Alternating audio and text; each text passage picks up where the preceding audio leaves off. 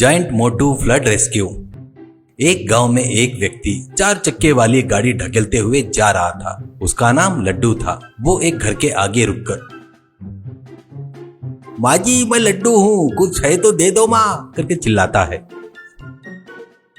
तब एक औरत आकर घर में से चिकन बिरयानी लाकर उसके गाड़ी पर लगाकर उसको नमस्कार करती है, तो वो भी उसको नमस्कार करता है।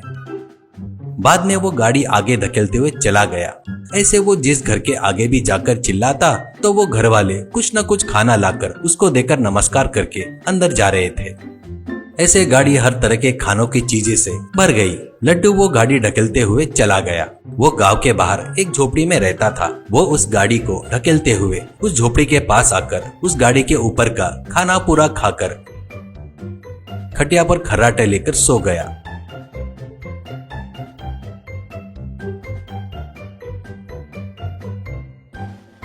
एक दिन उस गांव में बैंक मैनेजर ट्रांसफर होकर आता है। उसका नाम कुमार था। कुमार बहुत ही कंजूस था।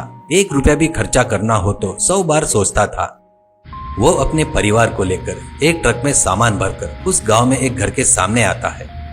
ट्रक वाला वो सामान घर में उतार कर, सर 200 रुपए ज्यादा तो दीजिए सर, आपने बोले थे उससे ज्यादा दूर आ गए सर, थोड़ा देकर दीजिए सर, ऐसा कहता है। तो कुमार, क्या 200 रुपए ज्यादा दो क्या? क्यों दूर है तेरे को? अपन ने जो बात किए थे उससे 1 रुपया भी ज्यादा नहीं दूंगा। तूने बताया था उस टाइम से ज्यादा लेट लेकर आया, तो मैंने कुछ बोला क्या तेरे को? जा रे जा, बड़ा आया, ऐसा बोलकर पैसे देकर भेज देता है। ऐसे वो उस घर में अपने परिवार के साथ संसार बसाता है। एक दिन बैंक में जाने के लिए घर के बाहर आता है कुमार। तब लड्डू पड़ोस के घर के आगे गाड़ी लेकर रुककर, माँ जी मैं लड्डू हूँ करके चिल्लाता है। तब उस घर में एक औरत चिकन कबाब लाकर उसके गाड़ी के ऊपर रखकर उसको नमस्कार करके चली गई। वो देखकर कुमार को बहुत आश्चर्य होता है। ऐसे लड्डू कुमार के आगे वाले घर के सामने जाकर, माँ जी मैं लड्डू हूँ करके बोलता है। तो एक औरत मटन बिरयानी लाकर गाड़ी पर रखकर उसको नमस्कार करती है।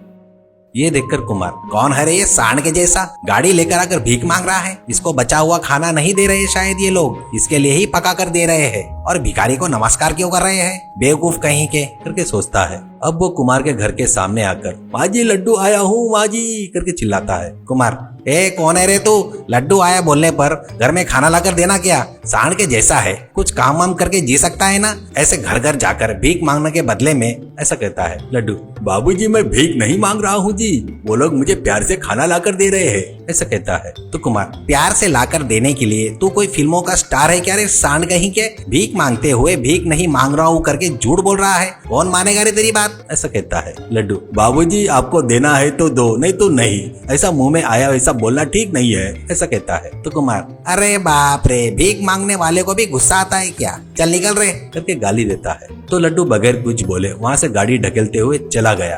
तब घर के आगे वाला, सर आप नए आए हो लगता है, तो आपको लड्डू के बारे में पता नहीं है शायद, ऐसा कहता है। कुमार, हाँ सर मैं ट्रांसफर होकर आया हूँ, बैंक में मैनेजर की नौकरी करता हूँ, इतना कि ये कौन है इसके बारे में जानने के लिए क्या होगा, और आप लोग क्यों जी उस जैसे सांड को पाल रहे हो, ऐसे कहता है। तो वो, सर ऐसा मत बोलो सर, लड्डू बहुत अच्छा है, उसकी जात इस गाँव को बचाने वाली जात है, उसके दादा परदादा भी गाँव की रक्षा करने का काम करते थे, और कोई दूसरा काम वो नहीं करते, वो उनके कुल की प्रथा है, वो लोग कोई भी काम नहीं करते, इसलिए गांव के लोग उनको खाना देते हैं। अब उस जात में लड्डू ही आखिरी बचा है, उसको थोड़ी भूख ज्यादा है, इसलिए सभी लोग प्यार से उसको हर तरह का खाना ज्यादा देते रहते हैं, आप भी उसको खाना दिए तो अच्छा रहेगा सर, ऐसा कहता है। कुमार, तुम्हारे गाँव वाले बड़े अजीब है यार, और वो इस गाँव को बचाना क्या, नॉनसेंस, उसको तो मैं खाना किसी हाल में नहीं दूंगा, कहकर स्कूटर में बैठकर चला गया।